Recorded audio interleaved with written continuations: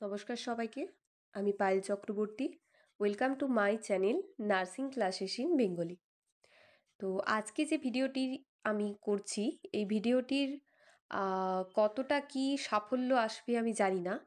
কিন্তু আশা করা যাচ্ছে যে নার্সিংয়ের যে সিট সংখ্যাটা আছে, সেই সিট সংখ্যাটা খানিকটা হলেও বাড়তে পারে। তো কেন বাড়তে পারে বা কবে বাড়বে সেই সম্পর্কে আজকে এই ভিডিওটি আমি আপনাদের জন্য করছি। তো সবাই একটুখানি ভালো করে নোটিশ করলে দেখতে পাবে যে এবছর 3টে ব্যাচ রিক্রুটমেন্টের জন্য অ্যাপ্লাই করতে পারছে। তো সেই ব্যাচগুলো 2024 সালের যে ব্যাচটি পাস আউট হওয়ার পর অ্যাপ্লাই করছে। অবশ্যই এটা একটা ভালো জিনিস, কিন্তু দেখা যাচ্ছে যে 3টে ব্যাচ একসঙ্গে করলে যে পরিমাণ ক্যান্ডিডেটটা জড়ো হবে সেই পরিমাণ সিট সংখ্যা কিন্তু সরকার থেকে দেয়নি। তো স্বভাবতই একটা প্রশ্ন থেকে যাচ্ছে যে যারা কষ্ট করে ফর্ম ফিল আপ করছে তাদের জন্য কি আদৌ একটা আশার আলো আছে বা আসতে পারে। তো সম্প্রতি এটা দেখা গেছে যে একটা পেপারে এই এই একটা জাস্ট বিজ্ঞাপন বার হয়েছে। তো লেখা আছে জয়রামবাটি কামারপুকুর উন্নয়ন বোর্ড গঠন, 3404 জন নার্স নিয়োগে ছাড়পত্র মন্ত্রিসভার। তো প্রথমে আমি যেটা বলবো যে 2025 সালের প্রথম দিকে আহ, একটা ব্যাচ আন্দোলনে গিয়েছিল এবং সরকারের তরফ থেকে জানানো হয়েছিল যে 7500 প্লাস ভ্যাকেন্সি কিন্তু খালি আছে। 7500 প্লাস সংখ্যাটা, তো সেই হিসাবে দেখতে গেলে এই 7500 যেটা আছে সেই তুলনায় কিন্তু নার্স নিয়োগ হচ্ছে না। মানে 5000 জন নার্স নিয়োগ হচ্ছে, 2500 জন বাদ থাকছে। তাহলে প্রায় 2500 জন প্রথমে 2025 সালের প্রথম দিকেই এই 2500 জন ছিল। এখন আবার মার্চ মাসের পর থেকে আরও বেশ কিছুজন রিটায়ারমেন্ট হয়েছে, বেশ কিছুজন সিআইএ গেছেন, বেশ কিছুজন অন্যান্য পোস্টে গেছেন, বেশ কিছুজন এইমস গেছেন, রেলওয়ে গেছেন, অনেক বড় বড় দিদিরা অনেক জায়গায় ওনারা চলে গেছেন। তো সেই ক্ষেত্রে আরও হয়তো বেশ কিছু ভ্যাকেন্সি ফাঁকা থাকতে পারে, সেটা এস্টিমেটেড 500 প্লাস ভ্যাকেন্সি হয়তো ফাঁকা আছে বা 1000, যাই হোক। তো এখন যদি 5000 বাদ দিয়ে বাকি সংখ্যাটা দেখা যায়, তাহলে সেটা দেখতে পাওয়া যাবে যে প্রায় এখনও কিন্তু 3000 থেকে 3500 ভ্যাকেন্সি কিন্তু ফাঁকা আছে। কারণ মার্চ এপ্রিলের প্রথম দিকেই সরকার থেকে জানানো হয়েছিল যে প্রায় 7500 ভ্যাকেন্সি আছে, আমরা চেষ্টা করব এই বছরের শেষের দিকেই সেই ভ্যাকেন্সিটাকে পূরণ করে দেওয়ার।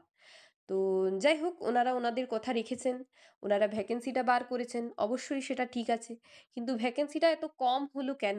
এই যে 5000 জন নার্স নেওয়া হচ্ছে, তার মধ্যে 3টে ব্যাচকে ইনক্লুড করে সেটাকে ঠেসে দিয়ে 3টে ব্যাচ নেওয়া হচ্ছে।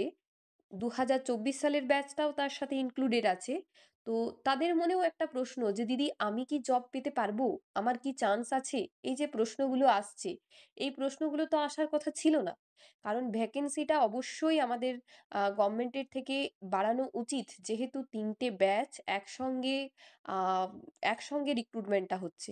এবার আমি স্টুডেন্টসদেরকে অবশ্যই বলবো যে যারা তোমরা আছো সবাই মিলে তোমরা যদি সরকারকে রিকোয়েস্ট করো থ্রু ইমেল বা টুইটার বা সেখানে গিয়ে যদি কিছু জমা দাও ডেপুটেশন টাইপের, বা ওনাদের কাছে যদি রিকোয়েস্ট করো, ওনারা যদি এইটা বাড়াতেও না চাইছেন, 3400 জন এই সংখ্যাটা যদি বাড়াতেও না চাইছেন, তাহলে তোমরা একটা রিকোয়েস্ট সবাই মিলে করতে পারো যে স্যার আমাদের সিট সংখ্যাটা একটুখানি আর একটুখানি বাড়ান, কারণ 3টে ব্যাচ একসঙ্গে আছে, একটা হিউজ ক্যান্ডিডেট এই বছর জড়ো হয়েছে। তো সেক্ষেত্রে স্টাফিংয়ের যে সংখ্যাটা, যেহেতু সেটা ফাঁকা আছে, আপনাদের সূত্রেই খবর পাওয়া গিয়েছিল, তো সেই জন্য অবশ্যই আমরা চাইবো যেন আমরা প্রতিটা ব্যাচ পেয়ে যাই। তো এই জিনিসটা কিন্তু তোমরা চাইলে একটুখানি বলতে পারো। আরেকটা জিনিস দেখো, এখানে লেখা আছে যে সদ্য উন্নীত 11টি মেডিকেল কলেজ ও হাসপাতালে 3404টি নার্সের পদ তৈরি ও পূরণের ছাড়পত্র দিল রাজ্য মন্ত্রিসভা। তো এই নিয়ে অনেক শোরগোল হচ্ছে যে এই 3404 জনটা কি এবারের রিক্রুটমেন্টে অ্যাড হবে। সবাই একটুখানি আশার আলো দেখতে পাচ্ছে। তো আমি প্রত্যেককে বলবো যে এত আশার আলো দেখার কিছু নেই, কারণ ৫,০০০ এর সাথে ৩,৪০০ জন অর্থাৎ ৮,৪০০ জন নার্স কিন্তু একদমই নিয়োগ হবে না।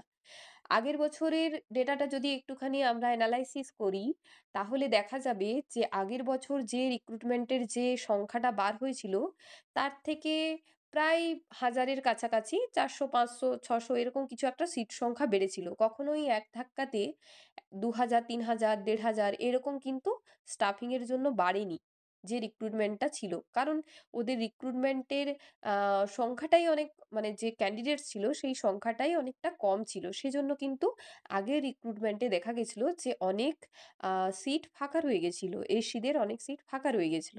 কিন্তু এবারের যে সমস্যাটা দেখা যাচ্ছে, যেহেতু ৩ টে ব্যাচ আছে, তার সাথে বেশ কিছু ব্যাচ আগের থেকে বসেছিল, বেশ কিছু ব্যাচ বাইরের আছে। তো সবটা মিলিয়ে যে একটা ব্যাপার, সেটা পুরো ফর্মগুলো ফিল আপ হয়ে যাওয়ার পর একটা এস্টিমেটেড ডেটা তোমাদের কাছে আসবে যে কতটা ফর্ম ফিল আপ এবছর হলো। সেই ফর্ম ফিল আপটা দেখে কিন্তু প্রতি বছরেই প্রত্যেকটা জায়গাতেই এরকম করা হয় যে যদি ওনাদের মনে হয় যে যদি মনে হয় যে স্টুডেন্টসের সংখ্যাটা অনেক বেশি, হ্যাঁ?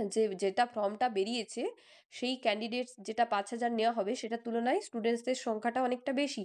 তখন কিন্তু ওনারা চাইলে, ওনারা যদি চান, তোমাদের রিকোয়েস্ট যদি তোমরা না করো, তাহলে কিন্তু ওনারা যেটা চাইবেন সেটাই ওনারা করবেন। এমনিতেও ওনারা যেটা চাইবেন সেটাই করবেন। তো ওনারা চাইলে কিন্তু আরেকটু সিট সংখ্যাটা বাড়াতে পারেন, যেটা প্রতি বছরেই ওনারা মোটামুটি করে থাকেন। তো এই ৩,৪০০ জনের মধ্যে আশা করতে পারো যে কিছুটা হলেও এই ভ্যাকেন্সিটার মধ্যে হয়তো ইনক্লুড হতে পারে। এটা আমার পার্সোনাল মতামত। আমি অ অন্য কিছু থেকে গাইড নিয়ে বলছি না। ৩,৪০০ টা সদস্য সংখ্যার মানে ৩,৪০০ জন যে স্টাফিং ভ্যাকেন্সি ফাঁকা রয়েছে, সেটার মধ্যে হয়তো কিছুটা হতে পারে। চাইলে ৮০০, ১,০০০, তার বেশি মনে হয় না আমার যে একবারে এতটা নার্স ওনারা নিয়োগ করবেন বলে।